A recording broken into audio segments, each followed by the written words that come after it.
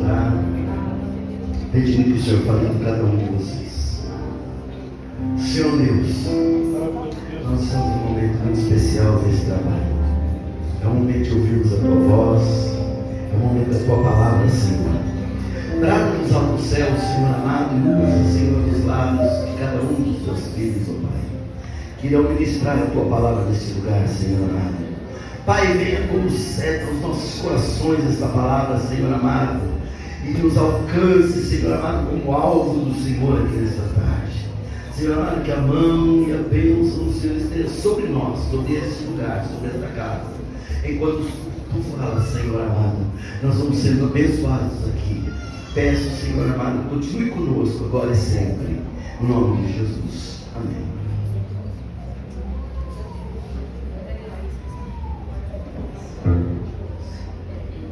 Gente, vamos lá. Pode sentar? Gente, pode sentar.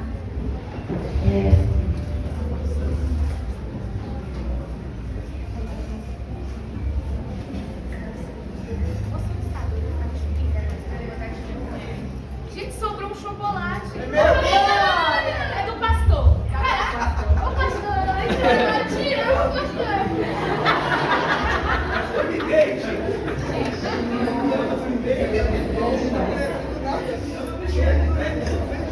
Gente, eu quero compartilhar um pouco do que o Senhor me entregou. Eu sei que para cada uma de nós isso é muito novo, né? A Sandra fez esse grande desafio e para mim é uma honra poder estar aqui, né? Com vocês na MIG.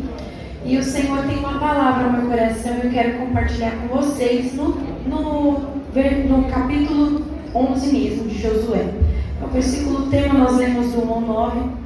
Mas essa divisa, você terá que fazer a sua parte, foi muito assim especial ao meu coração. O Senhor ministrava ao meu coração dizendo assim: quando esses reis se uniram contra o povo de Israel, o que aconteceu? Eles já estavam ouvindo o que estava acontecendo. Eles ouviram notícias de como Deus estava fazendo em outras cidades e como o povo estava conquistando as outras cidades. Aqui nós temos uma disparidade porque esses reinos, né, esses povos, eles tinham carros e cavalos de guerra. Eles estavam preparados e armados. E quem era o povo de Israel? O povo de Israel eram os descendentes dos escravos, que não tinham nenhuma experiência de guerra, mas eles tinham à frente deles o Senhor dos exércitos, o dono da guerra, aquele que faz cessar todas as guerras, aquele que cria, aquele que vence todas as batalhas.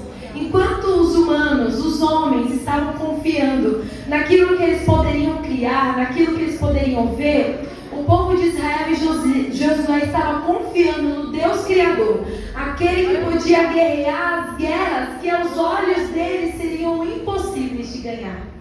E aí o Senhor falava comigo. E eu tive que marcar, gente, porque às vezes o Senhor vai dando coisas para nós e fica difícil a gente não marcar, a gente esquece.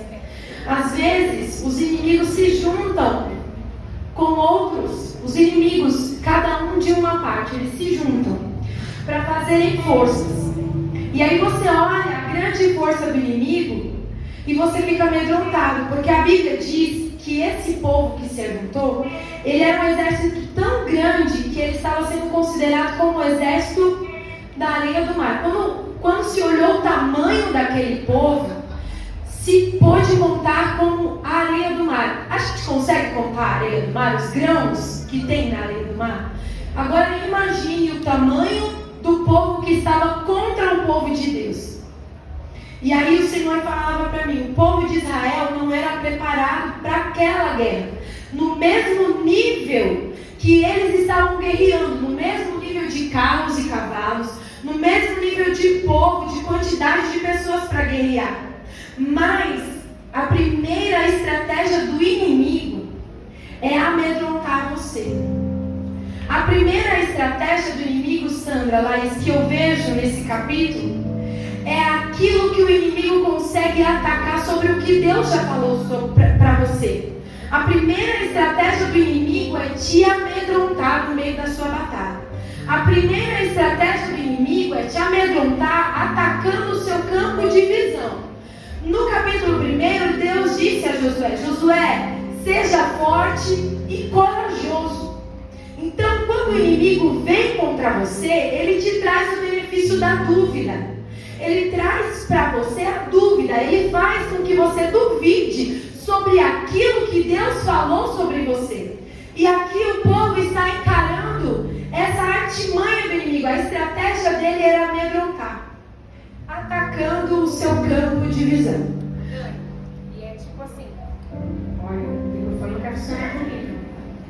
Pode falar, Larissa, porque assim, quando você está falando, você está falando assim comigo. Porque assim, quando Deus falou com Josué, seja forte e corajoso, não foi só Josué que ouviu. Quando Deus fala com você, não é só você que ouve. Quando Deus fala na sua vida, olha, eu vou te fazer um grande missionário, uma grande missionária, o diabo está ouvindo também. E aí quando ele ouve, o que ele faz? Ele faz exatamente o que ele fez. Ele, como a Deus falou, ele tenta te amedrontar daquilo que Deus falou com você. Ué, Deus falou para mim ser forte e corajoso, e agora vem um exército como a areia do mar. Como que eu vou ser forte e corajoso possível? Exatamente isso, Sandra. Então, eu quero que você faça uma análise nas suas guerras e nas suas batalhas. O que o inimigo tem usado para atacar você e distrair a tua visão? Porque se Josué e o povo estivessem olhando para o tamanho do exército, eles ficariam paralisados. E em Mateus 6:22, Mateus 6, 22 e 23 diz: a candeia do corpo são os olhos, de sorte que se os teus olhos forem bons, todo o teu corpo terá luz. Se porém os teus olhos forem maus, o teu corpo será tenebroso. Se portanto a luz que em ti há são trevas, quão grandes serão tais trevas. Então a primeira artimanha do inimigo é tentar te amedrontar pelo seu campo de visão. Então o que Deus estava falando aqui comigo? Quando Deus falou comigo, Sandrinha, que o inimigo ele vai atacar sobre aquilo que Deus falou, o Senhor falava assim para mim: procura os antônimos, ou seja, o contrário de forte e corajoso. Eu quero ler algumas coisas aqui e já vou passar, porque o Senhor tem uma coisa para falar isso para você. Os antônimos de corajoso são, entre vários: fracalhão, covarde, medroso, frouxo, fraco, acanhado, tímido, abatido, molenga, caído, pequeno, débil. Será, Sandrinha, será, Laís, que em algumas das nossas batalhas o inimigo tem soprado isso ao nosso coração, aos nossos ouvidos? Será que a gente tem escutado a voz do inimigo dizendo: ei, o Senhor está falando, ei, seja corajoso? E digo: não, você não vai, você é fraco, você é covarde, você é tímido, você é molenga, você é pequeno. Será que o inimigo tem soprado isso para você? E o antônimo de forte? Frágil, enfraquecido, debilitado, caído, fraqueiro, covarde, medroso, pálido, vulnerável. E uma das palavras que mais o Espírito Santo falou comigo foi no antônimo de forte: calcanhar de Aquiles. Quem já ouviu essa expressão? Você já ouviu essa expressão? Calcanhar de Aquiles. Quer dizer que eu não sei o que significa, gente. Não sei, vou saber agora. Essa é uma expressão muito antiga. E essa expressão, ela veio de uma lenda grega, né? Que fala sobre Aquiles. Mas isso é para uma outra hora. Eu quero falar sobre a expressão calcanhar de Aquiles. É uma expressão popular e ela significa o ponto fraco de alguém. Olha isso. O calcanhar de Aquiles, essa expressão significa, no popular, o ponto fraco de alguém. Transmite a ideia de fraqueza e vulnerabilidade. É um ponto onde uma pessoa se sente mais frágil, não possuindo domínio suficiente para controlar uma determinada situação. E aqui eu vou parar um pouco para poder entregar e dar para vocês falarem também. O calcanhar de Aquiles, na expressão popular, é a sua fraqueza, é a sua fragilidade. Enquanto o Senhor está dizendo para você, seja forte e corajoso, o inimigo ele está atento à sua fragilidade, ele está soprando no seu ouvido as vulnerabilidades que ele diz sobre você. Não foi aquilo que Deus falou para você. Deus falou para Josué: ei, Josué, seja somente tão forte e corajoso. Aleluia. E o calcanhar de Aquiles é a sua fragilidade. Então, entenda que enquanto você está na sua batalha, o inimigo ele está atento à sua fragilidade. E quando menos você esperar, ele vai atacar para matar você. O inimigo quer fazer isso conosco. Ele quer colocar dúvida no nosso coração sobre aquilo que Deus falou sobre ao nosso respeito. E na nossa fragilidade, nos matar, nos amedrontar. E o Senhor falava fortemente lá sobre o medo. E, assim, não conversamos sobre isso, mas eu sei que o Senhor entregou a você algo em relação ao medo. Porque o inimigo, Sandrinha, ele veio nos amedrontar para atacar a nossa fragilidade. Não é, Alex? O que você pode dizer sobre isso? Pai do Senhor, igreja. Gente, a Raíssa, ela vai ficar sentadinha, porque ela acabou de passar por uma cirurgia, tá? Ela passou pelo vale da sombra da morte, então ela vai ficar sentadinha por isso, tá bom? Então, continue, Raíssa. Eu gostaria de me atentar muito àquilo que o Senhor me deu quando eu estava estudando. Do versículo do 1 ao 5, o Senhor falava assim para mim, e sobre a palavra: ao ouvir sobre as vitórias de Josué do sul, Jabim, rei de Azor, reuniu uma colisão de reis do norte para lutar contra Josué. Azor era uma cidade grande e importante, a cerca de 16 quilômetros a noroeste do mar da Galileia. E o Senhor vai me dando uns tópicos de algumas coisas. No versículo 4, ele vai falar sobre carros e cavalos. As forças inimigas misturadas usavam um armamento de qualidade superior.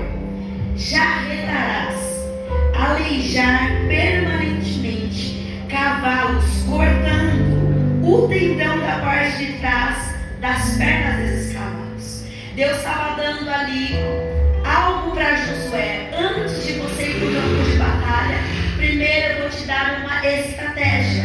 Você vai cortar as forças dos seus inimigos, porque a vitória quem vai te dar sou eu. A vitória de Josué em Azor, ela era classificada como uma de suas mais significantes.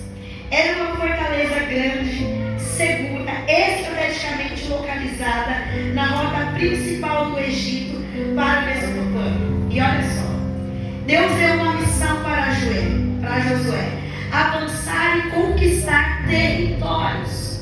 Desde o começo que essa Big Journey começou, Deus estava nos fazendo conquistar territórios. Aí que territórios? Territórios na sua casa, na sua família, na sua faculdade, no seu trabalho, no seu ministério.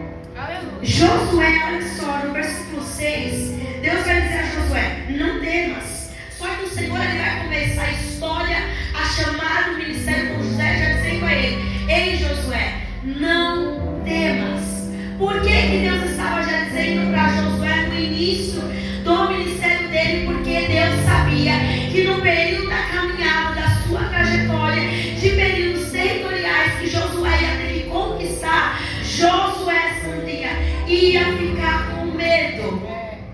Então Deus vai dizer para ele: não temas. O Senhor estava dizendo a Josué: não tenha medo, pode avançar, porque sou eu que te darei a vitória. A cada passo de obediência que você der, eu te darei a vitória.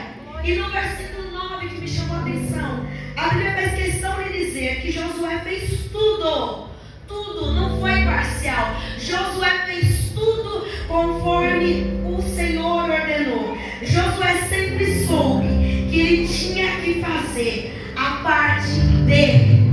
Josué soube desde o começo da história que ele teria que fazer a parte dele. Deus nunca deixou Josué sem direção ou enganado, em nenhum momento. Obediência parcial é desobediência, é errar o alvo. Eu não confio ao ponto de não fazer o que Deus quer, aquilo que Deus me chamou. Então eu vou obedecer na parcialidade. O Senhor está falando, não adianta me obedecer no parcial. Eu quero que você me obedeça no total. É no total que eu quero a obediência. Porque enquanto você me obedece, eu te entrego territórios. Eu te entrego aquilo que era impossível para a sua casa, para o seu ministério, para sonhos. E o Senhor falava muito comigo, Sandrinha, que tem muitas pessoas aqui dentro que estão ouvindo as vozes inimigas e estão dizendo, você não pode, você é um coitadinho, de onde você veio? Quem é você para poder estar aqui hoje? Nós não somos merecedores, mas foi a graça que nos chamou, foi a graça que nos escolheu. E Salmo 25, versículo 2, algo que o Senhor fala muito ao meu coração. O salmista ele vai pedir para Deus, não me deixe confundido, não me deixe enganado perante os meus adversários, perante os meus inimigos. E eu não tento levantar um pouquinho. Eu passei, como a Sandrinha falou, pelo vale da sombra da morte. Eu tive que passar por uma cirurgia no mês passado, onde eu tive que retirar a minha vesícula. Só que eu vivi um estado de horror dentro de um hospital, um cenário de caos dentro do hospital. Eu fui machucada a todo ponto que vocês possam imaginar. Meu braço estava enorme, eu estava todo enorme. Medicações que eu tinha que tomar de 7 a 9 frascos, eu precisei tomar naquele hospital. E a primeira coisa que um sentimento que me deu, a primeira coisa, aonde o inimigo, aonde Satanás queria me parar, porque o Senhor já tinha me dado um sonho, que o propósito de Satanás era me matar, e ele falava, eu vou enviar um espírito de morte. E quando nós ouvimos isso, se nós não estamos bem firmados no Senhor, a primeira coisa é, eu vou largar tudo o que o Senhor me deu. Eu vou largar tudo o que Ele me deu por aquilo que Ele me prometeu. E eu ali naquele hospital, a primeira sensação que me deu foi um sentimento de abandono, Sandrinha. Abandono pelos meus pais, porque tinha horário de visita, só que eles só podiam entrar naquele horário.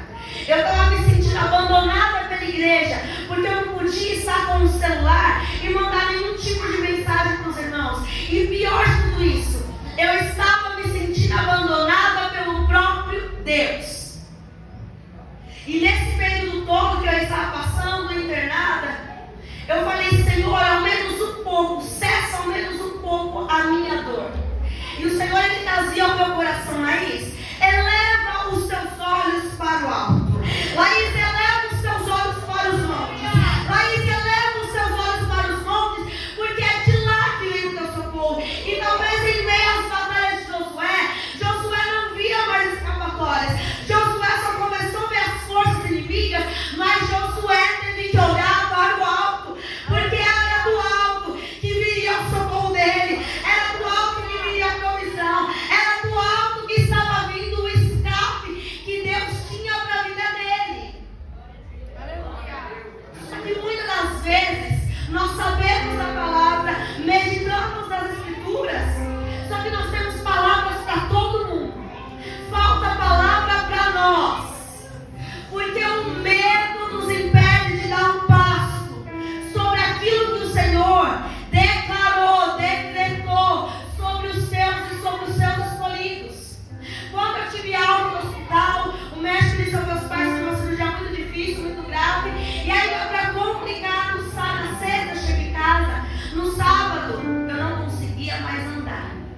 E eu literalmente tive que pegar a minha perna e eu tinha que começar a arrastar a minha perna. E a minha perna só inchando, e só inchando, claro, porque eu fiquei acho que muito sentada em cima da perna no hospital. E meus pais se preocupavam assim, não, vai para o hospital. E quando nós chegamos lá, a triagem que nós passamos, a moça falou assim para mim, por que só agora? Por que você só veio só agora? E nós entramos lá para dentro do hospital, porque agora que ficou pior e eu vim agora. E meu pai falava assim para mim, Laís, ainda bem que você não perdeu a coragem de andar, o ânimo de andar. Eu falei, porque se eu perder, pai, o meu ânimo de andar, eu vou parar de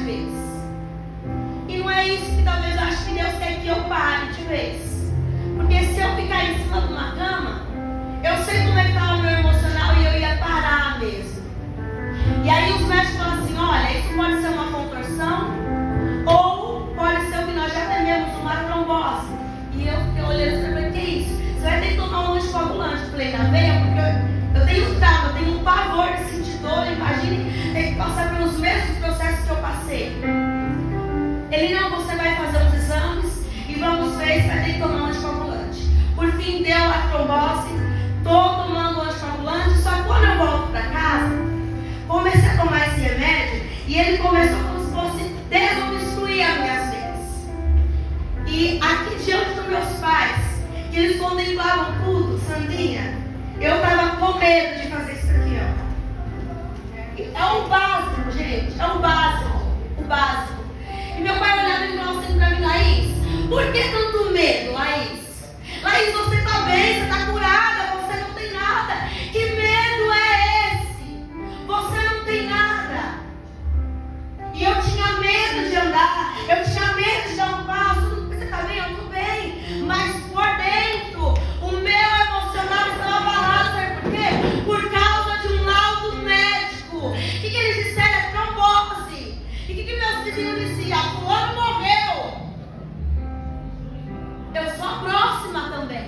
Aí a Sandrinha me dá o testemunho dela. Eu falei: se ela está viva, porque Deus tem um propósito na vida dela, Ele também tem em mim, Ele vai me sustentar até o fim, até o dia que Ele me chamar. Mas enquanto Ele não me chama, eu preciso avançar, eu preciso caminhar, mesmo no laudo médico, mesmo com palavras que Satanás diz: você não pode. Quem é você? Ei, para! Deus não tem mais nada para você, não. Desiste do teu sonho. Teu sonho é tão pequeno. Desiste de orar pela tua família. Desiste de orar pelos teus.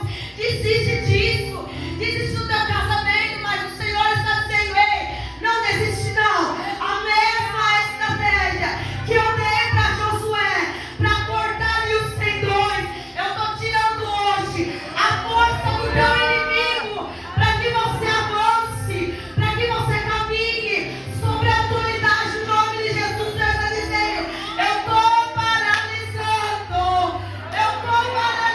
as forças do teu inimigo, para que você passe, para que você avance. O medo não vai te parar, o medo não vai te parar. Se o medo tivesse me parado, irmãos, eu não estaria aqui hoje. Minha médica disse, me ligou: Laís, começa a andar. Mas eu estou andando. Não, dentro da sua casa está muito pequeno. Não, vai andar, vai dar uma volta no quarteirão, Laís. E eu com medo, mas como que eu vou sair do meu comodismo? Aqui eu já estou acostumada, Ezequiel, aqui eu já conheço. Mas eu não conhecia as ruas da minha casa, eu conheço. E eu precisei ter coragem e ânimo. E antes de descer e sair, eu pedia para o Senhor: Senhor, pega nas minhas mãos e caminha comigo. Arranca essa insegurança, arranca esse medo. Eu nunca tive medo de andar. O que está acontecendo, Senhor? Eu preciso caminhar. E o Senhor fala: vem, apenas venha que eu te dou, passo por passo, para que você caminhe, para que você volte novamente. E o Senhor fala: Laís, toda vez que você olha para as suas dificuldades, todas as vezes que nós olhamos para o nosso cenário, nós tiramos os nossos olhos do autor da vida e colocamos nossos olhos no cenário. Você fala assim: ei, começa a tirar os olhos. Tira os olhos do cenário. Tira os olhos do teu cenário. Tira os olhos das forças inimigas. Tira os olhos daquilo que Satanás está te dizendo. E olha para mim. Olha para mim, está dizendo o Senhor. Olha para mim, porque você vai avançar. 1 milha, 2 milhas, 10 milhas. Você vai andar. Porque a partir de hoje eu pego nas tuas mãos e faço você caminhar comigo. Tirando de um estado de paralisia espiritual, físico. A partir de hoje você começa a avançar sobre os teus estudos, sobre o teu ministério, sobre a tua casa, sobre os teus sonhos, diz o Senhor. O medo não tem poder de nos paralisar quando nós colocamos nossos olhos em Deus. A Sandrinha veio lá falando aqui algo que todos ouviram.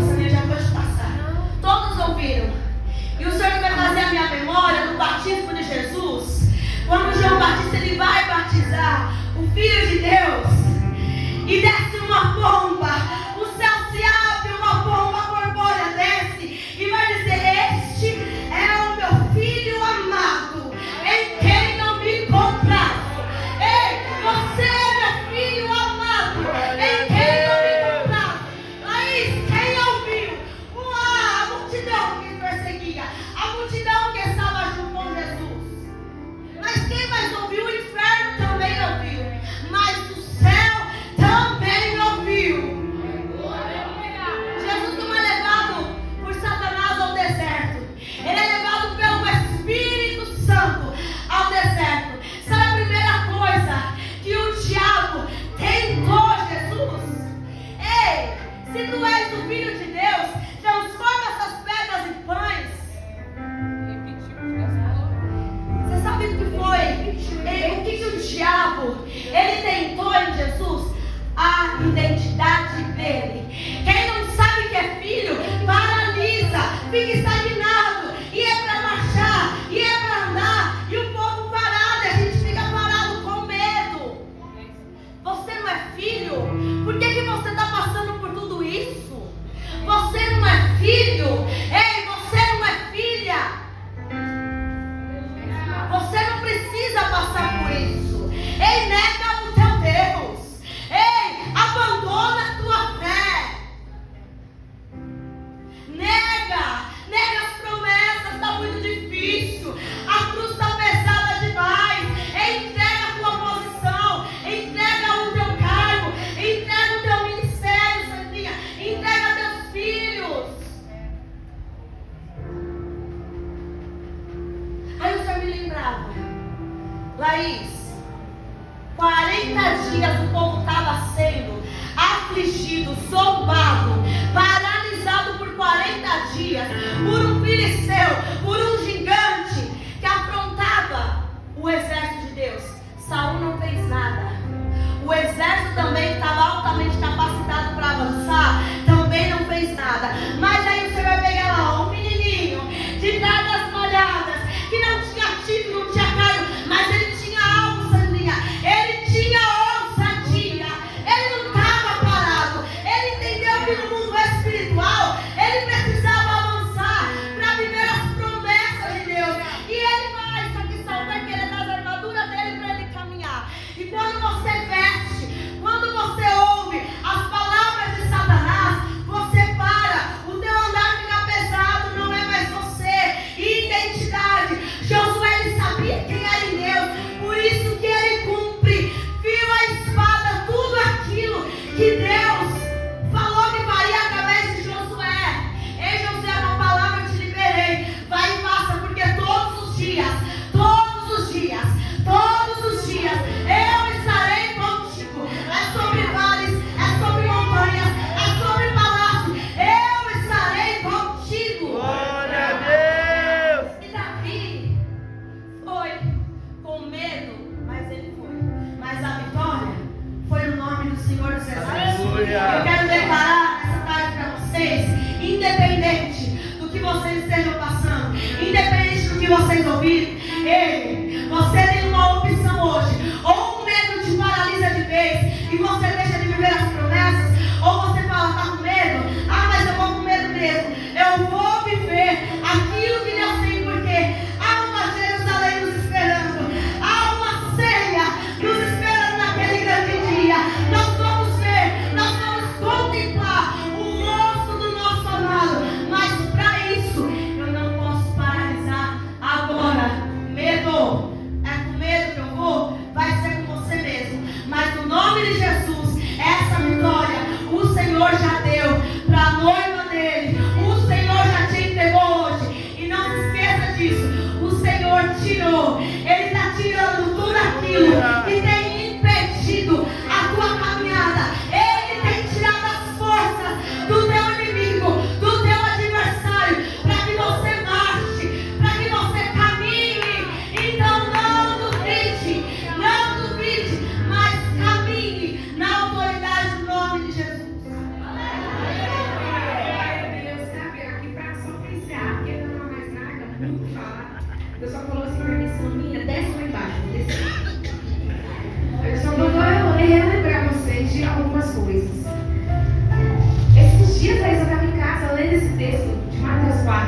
E falava assim, né? Que Jesus, quando é batizado nas águas, quando Jesus é batizado nas águas do Jordão, ele ouve: este é o meu filho amado. Ele falou pra quem? Deus falou pra quem? Isso é a Paula, né? Você chegar e falar assim: Paula, você. Ou eu falo assim, ó, pra ela: ó, ela é a minha amiga. Ela é minha amiga. Tô falando com você. Tô falando dela pra você. Agora, se eu falo assim, ó, essa é minha amiga. Vocês estão sabendo de quem eu tô falando? Sim, sabe o nome da Paula? A Paula é minha amiga. Tá? Qual que é seu nome? Cássia? Grazi. A Paula é minha amiga. Beleza? Falei. Você identificou que eu tô falando da Paula. Mas de repente eu falo assim, ó, essa é minha amiga.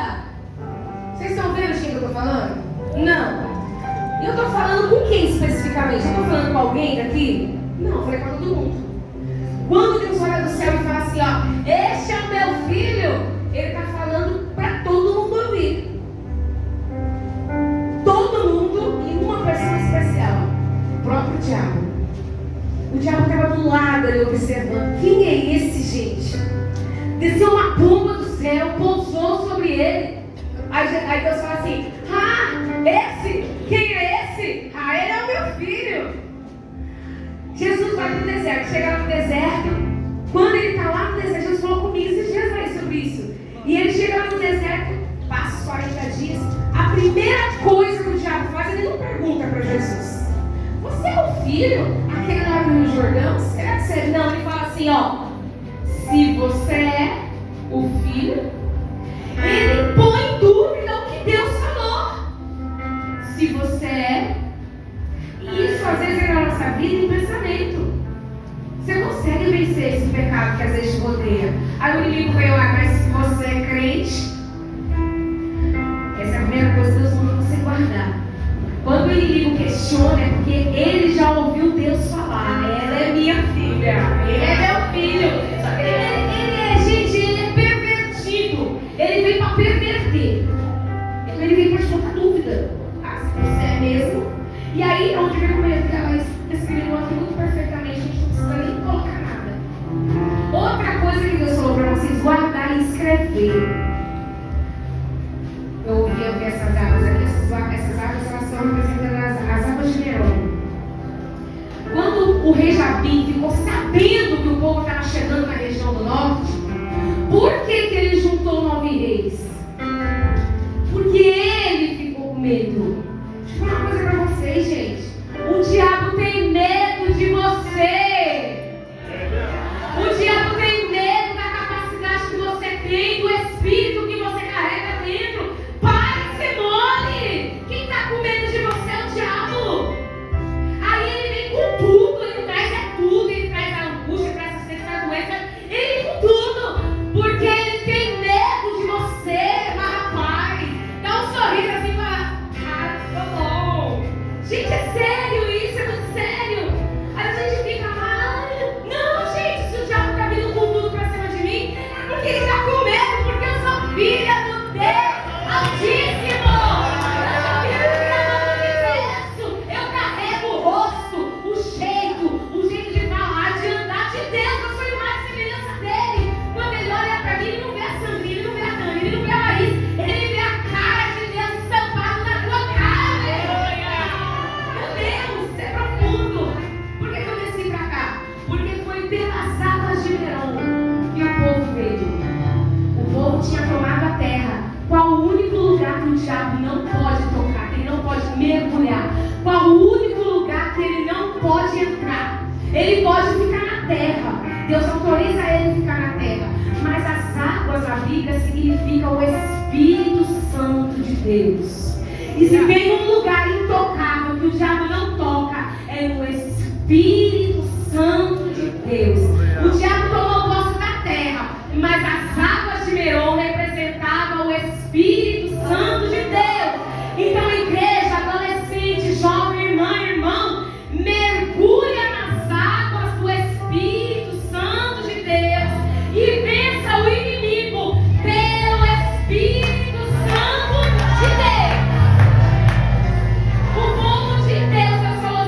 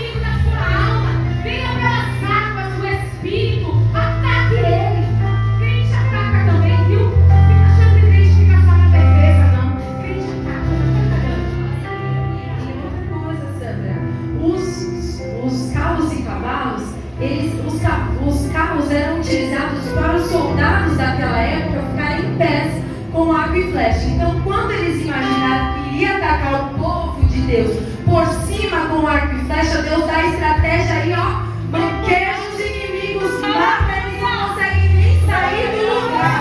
Existem batalhas que o Senhor está dizendo: ei, você não vai nem precisar sair do teu lugar, porque eu já dei a vitória na tua mão. É só você que obedecer e fazer a glória de Deus.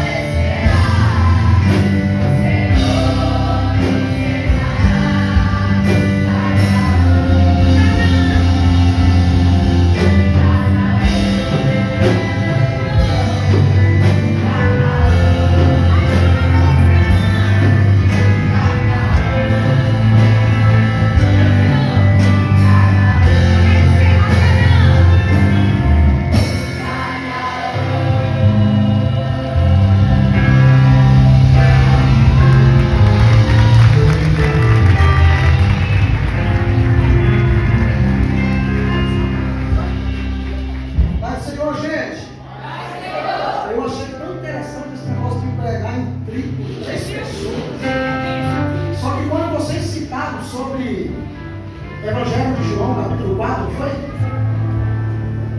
A visão que a Sandrinha passou é a mesma que eu estava.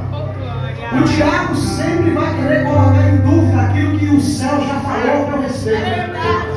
Então Deus fala, esse é o meu filho amado em quem eu tenho prazer. Aí a Sandrinha falou, e o diabo ouviu e falou, se tu és. Então não dê ouvido para o que o inferno fala. Ele já falou, o céu já falou quem você é. E nada muda o decreto que o céu já decretou sobre a tua vida aqui hoje. Essa palavra foi? Boa foi esta? Parabéns, viu, Sandrinha, pelo trabalho de vocês. Sandrinha, Laís e Daniela. Deus abençoe toda a liderança aí. Parabéns, Deus continue abençoando. Tem mão levantada para receber a bênção? Que o grande amor de Deus, a graça do nosso Senhor e Salvador Jesus Cristo, a comunhão e a consolação do Espírito Santo permaneça com cada um de nós, não somente hoje, mas para todos sempre, todos digam.